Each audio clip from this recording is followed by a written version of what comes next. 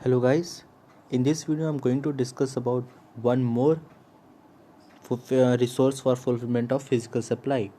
In my previous video I've discussed about transportation, storage, standardizations and grading, risk, and now I'm going to discuss about market finance, which is the fifth resource for fulfillment of physical supply.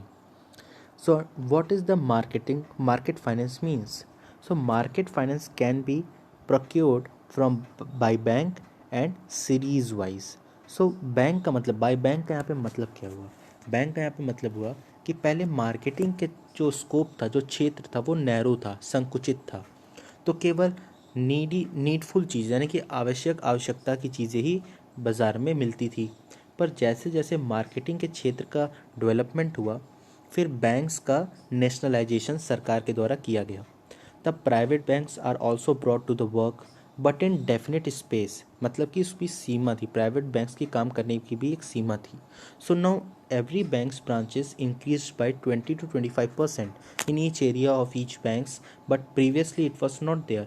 So bank will provide finance facility to the peoples and development of area will also be taken place by that bank, and by the bank only market finance will increase and marketing process will expand. तो ये थी मेरी by bank की पहली विशेषता कि bank market finance में क्या रोल प्ले करता है। नेक्स्ट मेरा series wise. Friend, series wise का मतलब है कि producer helps wholesaler by as goods are sold to the customer, payment will be made at that time only. Okay, when goods are sold to the customer, then payment will be made at that time only. So at this situation, person having high credibility, that much progress he can do.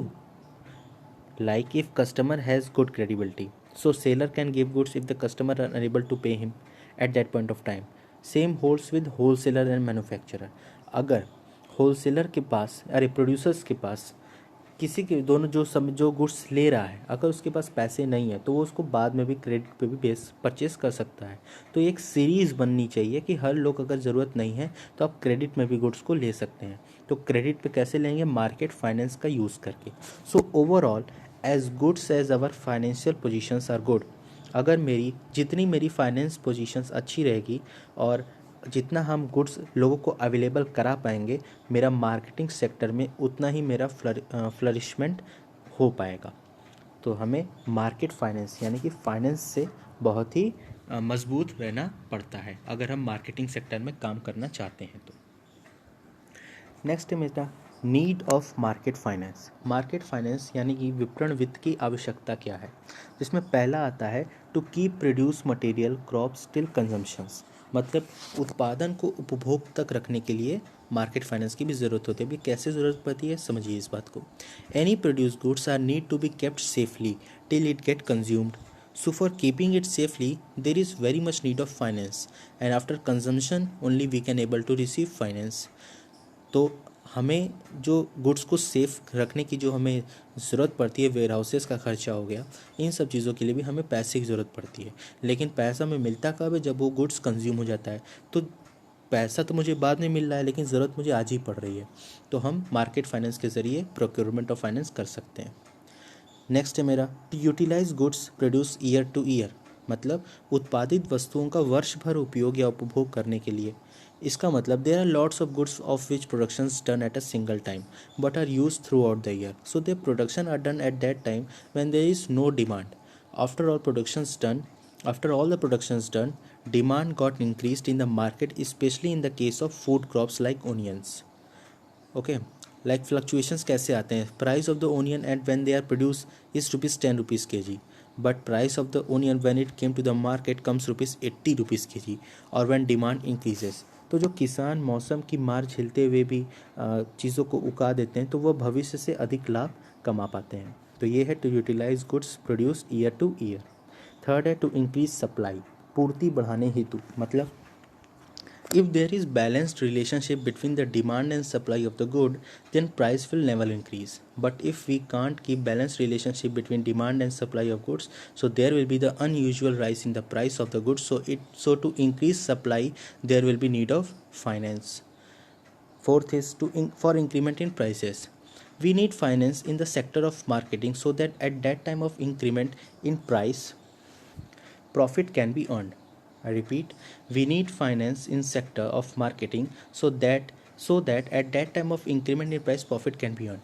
हमें marketing के sector में finance की ज़रूरत इसलिए पड़ती है क्योंकि जब हम प्राइस बढ़ेगा और अगर गुड्स मेरी मार्केट में होगी तो हम उस बढ़े हुए प्राइस पे मेरी गुड्स चली जाएगी और हम उससे प्रॉफिट कमा पाएंगे.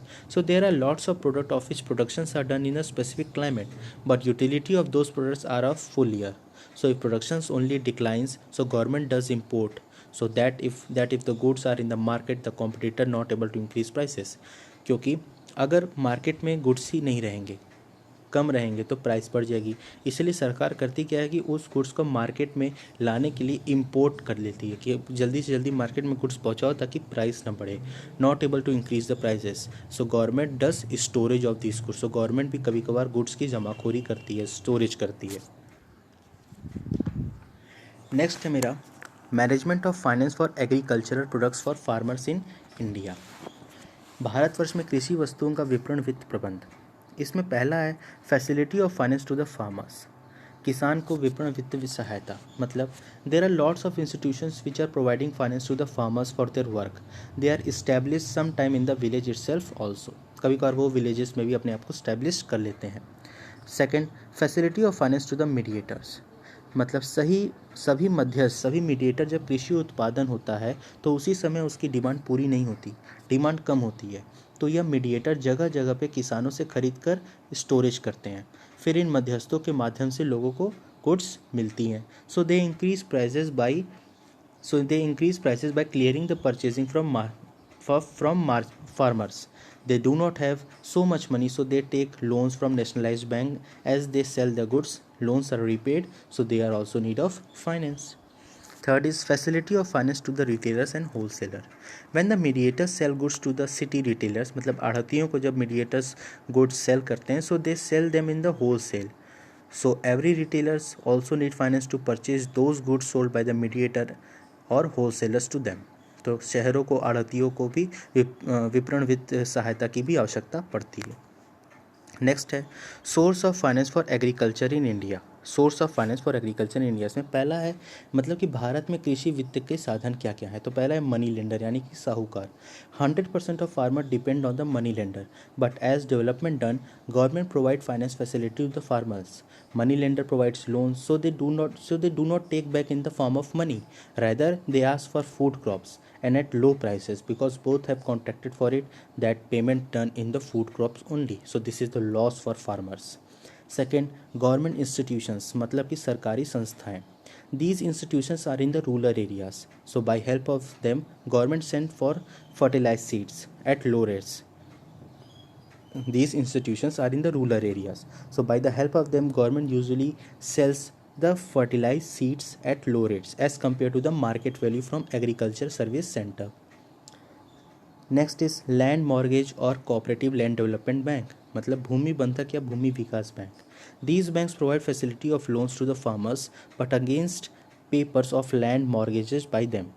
As per the cost of land, loans are issued to the farmers. If farmers not able to repay, then their assets are sold and the loans are recovered. So this is the loss for farmers also. Next is nationalized bank, यानी कि व्यापारिक bank. Means government said to all nationalized bank to provide loans and advances on the rates decided by the government, not more or less than that. Next है local rural bank, यानी कि क्षेत्रीय ग्रामीण bank. These banks also provide loans and advances to the farmers as per the government instructions because they come in government banks group. क्योंकि ये local rural bank भी government bank के rule के अंतर्गत ही आता है. नेक्स्ट है खुद गवर्नमेंट यानी कि खुद सरकार. Government also provide finance to the farmers. In every budget finance minister provides special attention to the farmers of India. Next is RBI, reserve bank of India. So RBI also provide finance facility to farmers. RBI donate us some percentage of their money of their profit to most poorest person, that is farmers. So RBI said to all nationalized bank that if farmers takes loan from you, then you will provide a defined percentage of subsidy from RBI side. मतलब RBI कहता है सभी बैंकों कि मेरे तरफ से अगर कोई फार्मर तुमसे लोन मांगे तो उनको मेरी तरफ से इतना परसेंटेज सब्सिडी तुम खुद से प्रोवाइड करोगे. नेक्स्ट है मेरा लास्ट है नाबार्ड, जो कि स्थापित हुआ था 1979 में. So there are total 15 members in NABARD whose president, यानी कि जिसका अध्यक्ष will be the prime minister. In those 15 member there will be agriculture minister, people related banks, 2 small scale farmer, 2 mid scale farmer, 2 large scale farmer. So these all take decisions related the welfares of farmers. तो इसमें agriculture minister आते हैं, इस संगठन में agriculture minister आते हैं, bank से रिलेटेड पीपल्स आते हैं, 2 ठो स्मॉल स्केल के फार्मर जो होते हैं वो आते हैं, 2 मिड लेवल के फार्मर होते हैं वो आते हैं, 2 लार्ज स्केल वाले फार्मर्स होते हैं, और अदर ऑफिसर्स भी होते हैं. So here every class of people are present for small to the large scale farmers. That's why they can keep their respective problems with truthness and with full confidence. और यहाँ पे सभी प्रकार की problems को सुनी जा सकती हैं, क्योंकि यहाँ पे सभी लेवल के लोग यहाँ पे मौजूद होते हैं. तो हर तरीके की प्रॉब्लम को अच्छे से डिस्कशन करके उसका सोल्यूशन निकाल सकते हैं. तो this is the sources of finance from agriculture in India. So this is for the topic marketing finance. I have covered transportation, storage, standardizations, risk, and this is for market finance. And the next video I'm going to discuss about market information and market research.